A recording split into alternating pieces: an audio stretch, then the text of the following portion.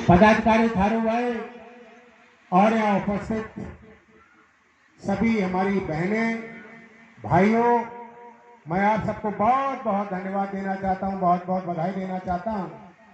और आज हमारे तमाम पदाधिकारी जो राष्ट्रीय संगठन के पदाधिकारियों ने जो आज शपथ ली है, मैं उन सबको बहुत बहुत शुभकामनाएं देता हूँ, बहुत बहुत बधाई देना चाहता हूँ। और आशा करता हूँ, उम्मीद करता हूँ कि आपके ऊपर जो जिम्मेदारी दी गई है, आपको जो दायित्व सौंपा गया है, निश्चित तौर पर आप उसको बड़ी ईमानदारी से, कर्तव्य निष्ठा से आप उसका निर्वहन करेंगे, मुझे पूरी उम्मीद है। क्योंकि आज मैं देख रहा हूं कि हमारे उत्तर प्रदेश में भी, पहले उत्तराखंड में उत्तर प्रदेश में ही था, और उत्तराखंड उत्तर प्रदेश की जो अधिकांश जनजाति थी उत्तराखंड में चली गई। वहां थारू, बोक्सा, भोटिया, जौनसारी, रावी 5 जनजाति उत्तर प्रदेश की हुआ करती थी, और पांचों जनजाति उत्तराखंड में चली गई।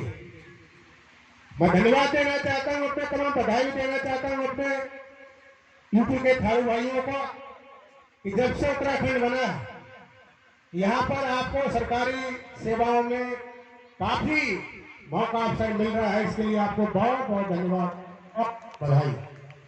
वास्तव में पहले उत्तर प्रदेश था, तुम्हारे भोटिया, जौनसारी भाई बहुत अधिक से अधिक वहां पर IAS, PCS, IPS हमारे भोटिया जनजाति के लोग, जौनसारी जनजाति के लोग ले जाते थे। लेकिन आज मुझे सुनने को मिलता है कि यूपी में हमारे थारू भाइयों की नौकरी के बहुत अवसर प्रदान मिल रहे हैं।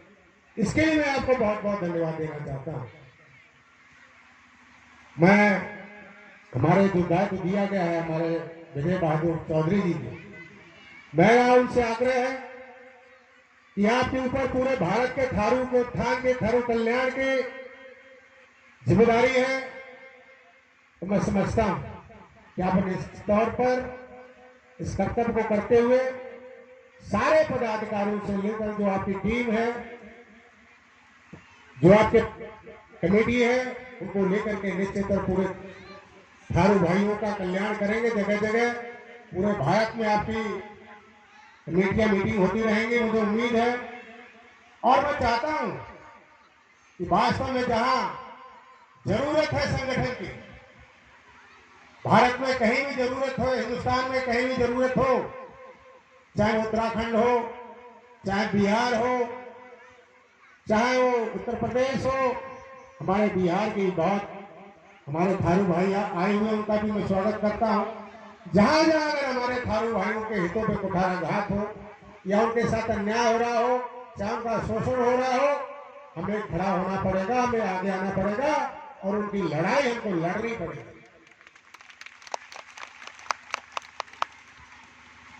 क्योंकि मैं देख रहा हूं, अभी रात में आ रहा था मैं, बहुत रास्ता खराब है। जैसा भी हमारे नेपाल के भाई जो बोल रहे थे कि यहाँ शिक्षा नहीं है, यहाँ सड़कें नहीं है, वास्तव में मैं देख रहा हूँ, रात में आया था, इतना सड़क का बहुत बुरा हाल है। मैं सोच रहा था ये तो बॉर्डर एरिया डेवलपमेंट का एरिया है, नेपाल और भारत की सीमा पर विकास होना चाहिए, लेकिन विकास नहीं देख रहा हूँ। यहाँ जैसा कि शिक्षा की अभाव है, शिक्षा यहाँ होना चाहिए। मैं बताना चाहता हूँ, उत्तराखंड में सितारगंज, खटीमा, नानंगमता बहुत छोटा इलाका, 2 तहसीलें हैं मात्र, और करीब 1 लाख थारू वहां पर है। और उस जगह में 3 डिग्री कॉलेज, सरकारी 3 डिग्री कॉलेज है। अब मैं समझता हूँ वहां खरवाट में हमारे थारू भाइयों में शिक्षा की कमी नहीं है। धीरे धीरे बच्चे जो है वो सब पढ़ लिख के आगे बढ़ रहे हैं। क्योंकि जब ये उत्तराखंड और यूपी था, मैं समझता हूं उस समय भी अध्यक्ष जी, उस समय भी कन्हैया लाल जी, आधे कॉलेज उत्तराखंड में हुआ करते थे और आधे स्कूल उत्तराखंड में और आधे स्कूल प्लेन्स में हुआ करते। तो आज तो वहाँ पर शिक्षा का मैं समझता हूँ उत्तराखंड बहुत बड़ा हब बन चुका है। वहाँ तो मैं समझता हूँ देश में दूसरे स्थान पर केरल के बाद आज उत्तराखंड शिक्षा क्षेत्र में आते हैं। इसी तरह हम चाहते हैं कि हमारे थरवाट में जहां जाएंगे हमारे थारू वहां पर शिक्षा की जागृति आनी चाहिए, शिक्षा के संस्थान होने चाहिए, ये मांग करनी चाहिए, चाहे वो बिहार हो, चाहे उत्तर प्रदेश हो, चाहे उत्तराखंड हो। हम चाहते हैं कि हमारे थरवाट का विकास हो। जैसा कि हमारे मंचासीन जितने भी यहाँ पर पदाधिकारीगण उपस्थित हैं, कर्नाटक अभी हुआ था बारिश से पहले, वहां पर एक सम्मेलन हुआ था, थारू सम्मेलन। वहां पर अंतरराष्ट्रीय थारू महासभा का गठन हुआ।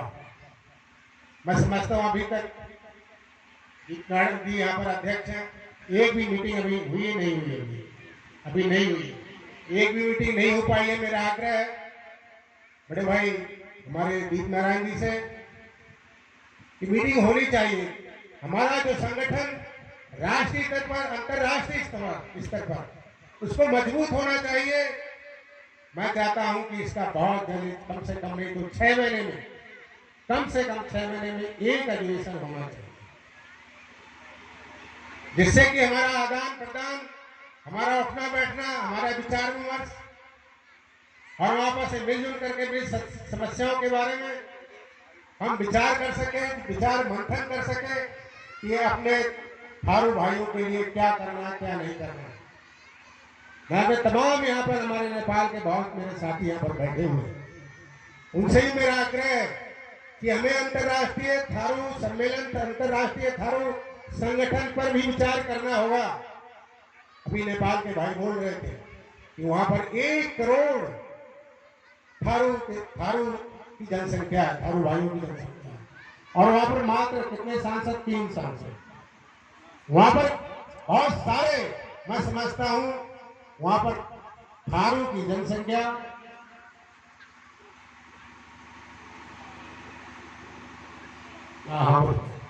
तो मैं समझता हूं 1 करोड़ में काफी वहां सांसद छूट के आने चाहिए। जैसा कि आपने कहा कि वहां पर एकता नहीं है, संगठन नहीं है, तो हमारी ये संस्थाएं जो है, अंतरराष्ट्रीय थारू महासभा हुई, ये हमारा राष्ट्रीय संगठन है। हमारे इन संगठनों को पहल करनी होगी, हमारे अंतरराष्ट्रीय थारू सभा को पहल करनी होगी कि हम थारू कम से कम एक हों, तभी हम राजनीतिक रूप से, आर्थिक रूप से, धार्मिक रूप से, हर तरह से हम मजबूत होंगे। ये मार्गदर्शन हमको अपनी संस्थाओं से मिलता रहे। मैं आग्रह करना चाहता हूं माननीय हमारे अंतर्राष्ट्रीय थारू महासभा के अध्यक्ष जी से कि समय समय पर हमारे अधिवेशन होते रहे, समय समय हमारे बैठके होते रहे, और मैं आमंत्रित करता हूं कि जो अगला अधिवेशन, प्रथम अधिवेशन में समझते खटीमा में अगला अधिवेशन करने की जरूरत है। मैं आमंत्रित करता हूं कि अगला अधिवेशन, प्रथम अधिवेशन खटीमा में होगा। इसकी तारीख मैं अभी से आमंत्रित कर दे रहा हूं अपने तमाम मंचासीन अतिथियों को कि आप मार्च में होली मिलन भी हो जाएगी, और तमाम नेपाल और थरवाट के तमाम होली के समारोह भी होंगे, और हमारा अधिवेशन भी हो जाएगा। मैं आप सबको आमंत्रित खटीमा में करता हूं।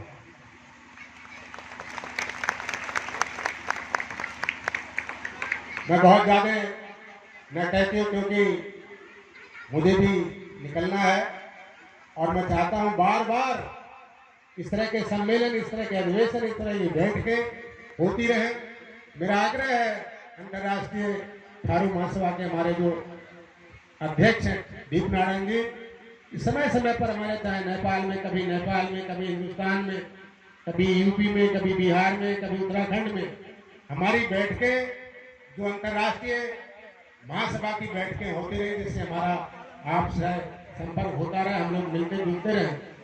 तो मैं ज्यादा कुछ नहीं कहती, आप सबको बहुत बहुत धन्यवाद देना चाहता हूँ, बधाई देना चाहता हूँ। विशेषकर कन्हैया लाल जी को बहुत बहुत धन्यवाद देना चाहता हूं कि अपने दम पर उन्होंने ये समारोह किया, सम्मेलन किया। मैं आप सबको बहुत तहे दिल से आपका अभिनंदन करना चाहता हूँ, आपका स्वागत करना चाहता हूँ।